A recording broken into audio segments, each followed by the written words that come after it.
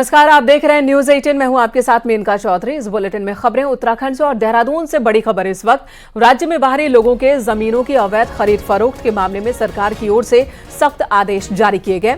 CM Dhami के निर्देश पर मुख्य सचिव ने रेवेन्यू बोर्ड, गढ़वाल कमिश्नर और कुमाऊं कमिश्नर को यह आदेश जारी किया। इसमें नियमों के खिलाफ जाकर 250 मीटर से ज्यादा जमीन खरीदने वाले बाहरियों की लिस्ट मांगी गई है। साथ ही उद्योगों के नाम पर जमीन खरीदने वालों की भी लिस्ट तैयार की गई है। अगले एक हफ्ते के अंदर ये लिस्ट देनी होगी। इस पर राज्य सरकार बेहद सख्त दिख रही है।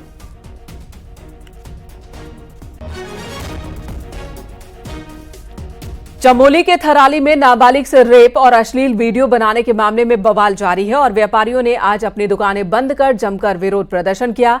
थराली में बीते कई दिनों से लगातार तनाव बना हुआ है। पुलिस ने शहर में फ्लैग मार्च भी निकाला। दरअसल थराली में नाई का काम करने वाले दिलबर खान ने हिंदू नाबालिग लड़की से इंस्टाग्राम पर दोस्ती की और फिर उसका रेप कर अश्लील वीडियो बनाया, जिसके बाद उसे धीरे धीरे सोशल मीडिया पर वायरल करने लगा। जिसके बाद परिजनों की तहरीर पर आरोपी दिलबर खान को पुलिस ने गिरफ्तार किया है।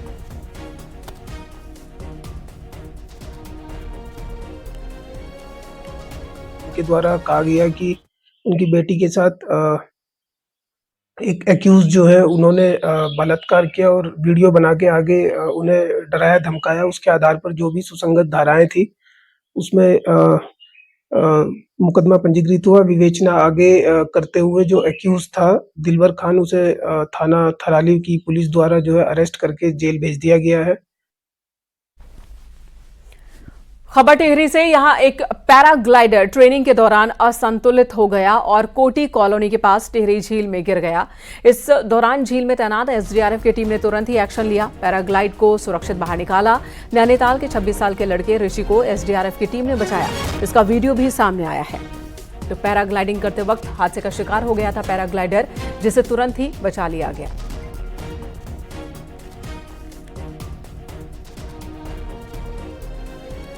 हल्द्वानी की लालकुआं कोतवाली पुलिस ने फर्जी नोटों के साथ एक ज्वेलर को गिरफ्तार किया है। गिरफ्तार शख्स के पास से 5-5 के 18 नकली नोट बरामद किए गए। पुलिस ने महेश चंद्र वर्मा नाम के इस ज्वेलर से पूछताछ की। पुलिस के मुताबिक आरोपी के खिलाफ पहले यूपी के बरेली में भी इसी तरह के आरोप में केस दर्ज हो चुके हैं।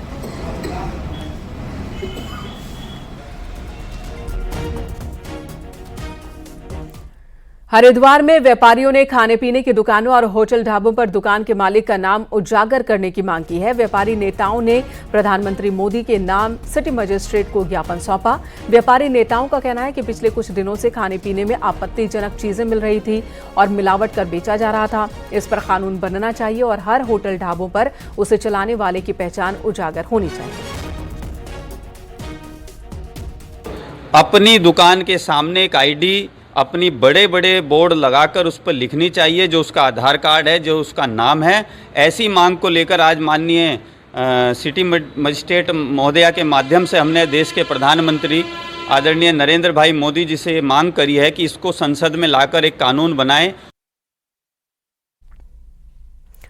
उत्तराखंड में हवाई सेवाओं के विस्तार में आज एक और कदम जुड़ गया। सीएम पुष्कर सिंह धामी ने सहस्त्रधारा हेलीपोर्ट के नए टर्मिनल भवन का लोकार्पण करने के साथ ही देहरादून से अल्मोड़ा और अल्मोड़ा से देहरादून हेलीकॉप्टर सेवा का भी उद्घाटन किया।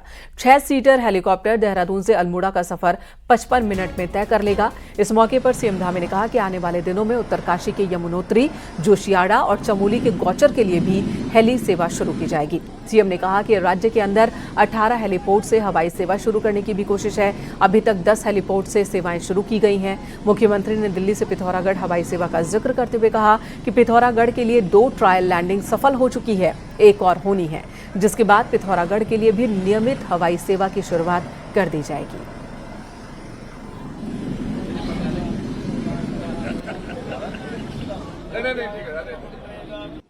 हवाई सेवा प्रारंभ होने से अल्मोड़ा एक प्रमुख ऐतिहासिक और सांस्कृतिक नगर है और बहुत सारे पर्यटक स्थल भी हैं, देव स्थान भी हैं और उन स्थानों को जाने के लिए लोगों को बहुत आसानी होगी। आसानी से पर्यटक श्रद्धालु वहां जा पाएंगे। वहीं स्थानीय स्तर पर भी लोगों को बहुत समय लगता था, बहुत जल्दी कभी आना हो, स्वास्थ्य की दृष्टि से, दैवीय आपदा की दृष्टि से, उस समय में भी ये सेवा बहुत उनको मदद करेगी। उससे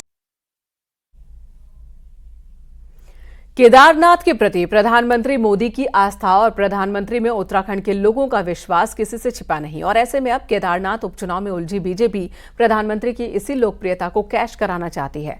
लिहाजा राज्य बीजेपी की चाहत है कि आचार संहिता लागू होने से पहले पीएम मोदी केदारनाथ आ जाएं तो बात बन जाए।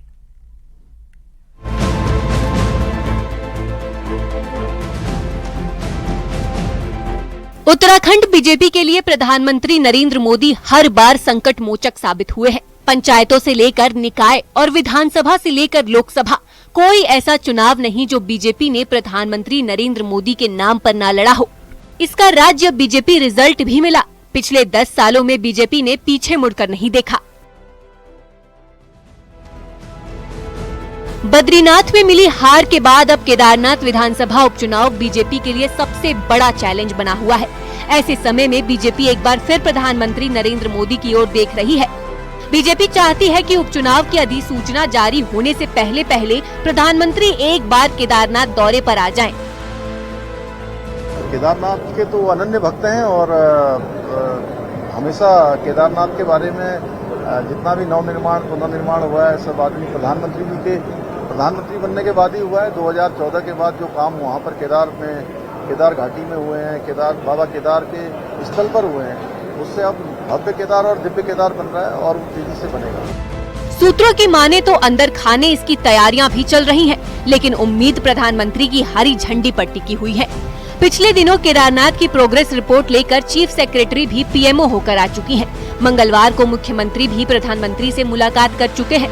माना जा रहा है कि दोनों नेताओं की मुलाकात में केदारनाथ उपचुनाव पर भी मंथन हुआ है।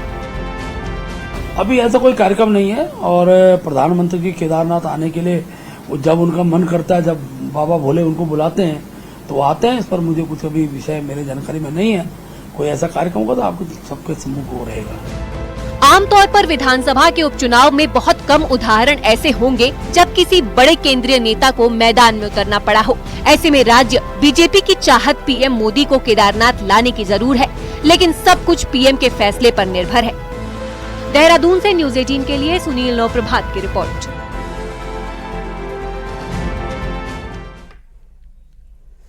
बद्रीनाथ और केदारनाथ धाम में भोग और प्रसाद को लेकर एसओपी जारी हुई है। साल में कम से कम एक बार फूड सेफ्टी ऑडिट होगा।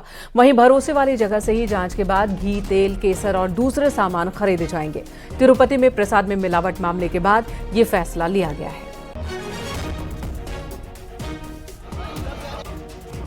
सभी लोगों को अवगत कराया है कि जो हमारा मंदिर समिति के द्वारा प्रसाद बनाया जा रहा है या कुछ बनाया चीजें लाई जा रही है तो उसमें क्या क्या चीज ध्यान रखी जाए ताकि कोई मिलावट की या नकली प्रसाद की बात सामने आती है तो उसको सकारात्मक रूप से उसको निर्णय लिया जा सके।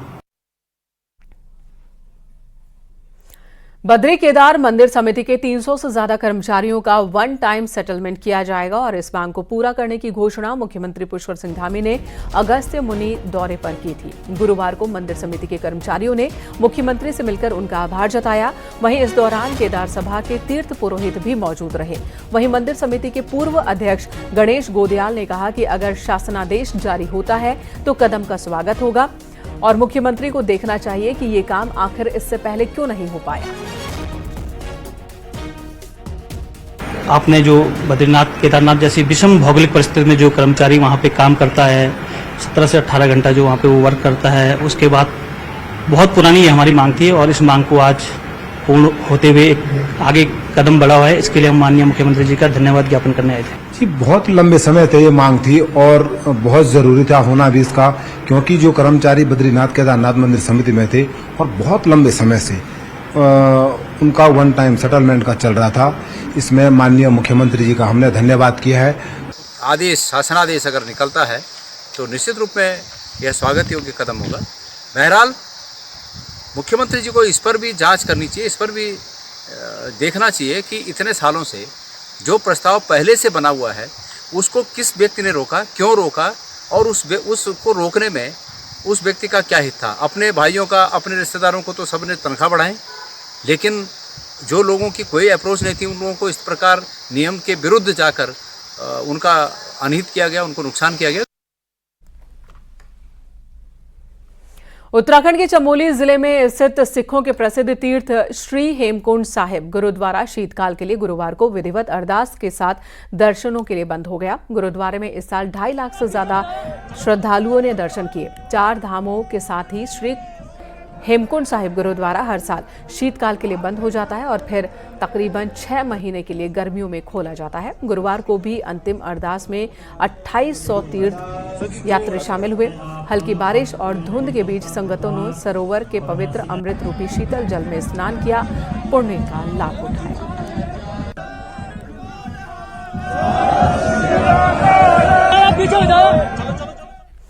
उत्तराखंड में साइबर हमलों के बाद ये बहस शुरू हो गई है कि टेक्निकल और एक्सपर्ट्स की पोस्ट पर आईएएस ऑफिसर्स क्यों। उत्तराखंड में कुछ खास डिपार्टमेंट में ऐसा है। यही वजह है कि पूरे सिस्टम में एडमिनिस्ट्रेटिव रिफॉर्म यानी कि प्रशासनिक सुधारों की बात हो रही है। इसी पर आपको ये रिपोर्ट दिखाते हैं।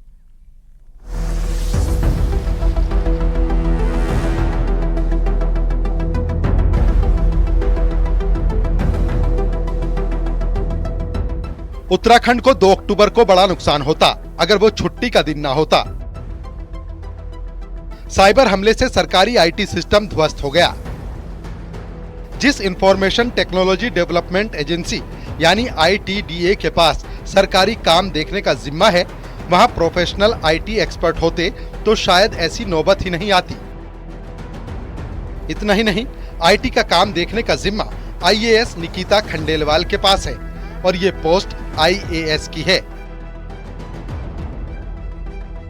बहस यहीं से शुरू हुई है कि मंत्री और सचिव को छोड़ दिया जाए तो टेक्निकल डिपार्टमेंट में आईएएस का क्या काम। तकनीक से जुड़े विभागों में उसी फील्ड के एक्सपर्ट को काम क्यों ना सौंपा जाए ताकि बड़ी दिक्कतों की संभावना कम हो। उत्तराखंड में इंफॉर्मेशन टेक्नोलॉजी, पेयजल निगम, नेशनल हेल्थ मिशन, हॉर्टिकल्चर में डायरेक्टर आईएएस हैं, जबकि यहाँ फील्ड एक्सपर्ट की जरूरत है। उदाहरण के लिए पीडब्ल्यूडी, सिंचाई, फॉरेस्ट ऐसे डिपार्टमेंट हैं जहाँ चीफ की पोस्ट डिपार्टमेंट का सीनियर और तजुर्बे वाला अफसर संभालता है। जो हार्मोनियस वो रहना चाहिए कि जहाँ पे आवश्यकता है टेक्निकल आदमी की, और उसको ड्यू रेस्पेक्ट भी मिलनी चाहिए और उसका पॉलिसी मेकिंग में हस्तक्षेप भी होना चाहिए। आइडियल सिचुएशन तो वो है कि दोनों की आवश्यकता है। उत्तराखंड बनने के बाद आज भी कई डिपार्टमेंट अपना अलग स्टेटस नहीं बना पाए हैं। 21वीं सदी में इंफॉर्मेशन टेक्नोलॉजी का ये हाल इसका बड़ा उदाहरण है। बहस आईटी से शुरू हुई है कि क्या उत्तराखंड में सरकार को एडमिनिस्ट्रेटिव रिफॉर्म्स और प्रशासनिक सुधार के बारे में सोचना चाहिए। टेक्नोक्रेट को हम सम्मान देते हैं। टेक्नोक्रेट के अंदर पूरी संभावना होती है और किसी भी चीज को जो घाटे में हो उसको नफे के संस्थान में बदलने की क्षमता होती है। वो टेक्निकल चीजों को जानता है, बहुत आवश्यक होता है। तो निश्चित रूप में आपने जो कहा वो बहुत आवश्यक है और इसका मैं समझता हूँ इसका अध्ययन होना चाहिए और अध्ययन होने के बाद कुछ हमारा निष्कर्ष निकलेगा। आपके पास सिस्टम से दक्ष लोग नहीं मिल पा रहे हैं, तत्काल उपलब्ध नहीं है, वहीं जो है प्रशासक को लाना पड़ता है। लेकिन ये प्रशासक को बना देना, इसको उनका हक मान करके चलना वो गलत है। और हमने विद्युत क्षेत्र में जब बहुत घाटे में चल रहे थे, हमारे तीनों निगम जो है, हम ऐसे लोगों को लेकर के आए जो जिनमें दक्षता थी, प्रोफेशनल कैपेसिटी जिनकी ऊपर थी, और हम लाभ में लेकर के आए। उत्तराखंड बने 25 साल होने वाले हैं, लेकिन शुरुआत से लेकर अब तक सरकारों ने प्रशासनिक सुधारों को लेकर कोई बड़ा कदम नहीं उठाया। लेकिन आईटी डिपार्टमेंट की कमजोरी की वजह से हुए साइबर हमले ने एडमिनिस्ट्रेटिव रिफॉर्म्स को जरूरत बताया है। दीपांकर भट्ट, न्यूज़ 18, देहरादून। खबर कोटद्वार से। कोटद्वार, लैंसडाउन, यमकेश्वर और आसपास के इलाकों में रहने वाले पूर्व अर्धसैनिक बलों के लिए स्वास्थ्य योजना एलोपैथी सेंटर यानी कि CGHS खोले जाने की मांग को लेकर बीजेपी नेता विपिन कैंथोला ने गढ़वाल सांसद अनिल बलूनी से मुलाकात की। दिल्ली में हुई इस मुलाकात के दौरान बीजेपी प्रवक्ता ने कोटद्वार में CGHS सेंटर खोले जाने की मांग की है। उन्होंने बताया कि गढ़वाल सांसद ने तत्काल संबंधित विभागीय अधिकारियों से इस मामले में बात की और उम्मीद है कि इस ओर जल्द ही कदम भी उठाए जाएंगे। कोटद्वार में CGHS सेंटर खुलने से 16,000 से ज्यादा पूर्व अर्धसैनिक और उनके परिवार के लोगों को लाभ मिलेगा।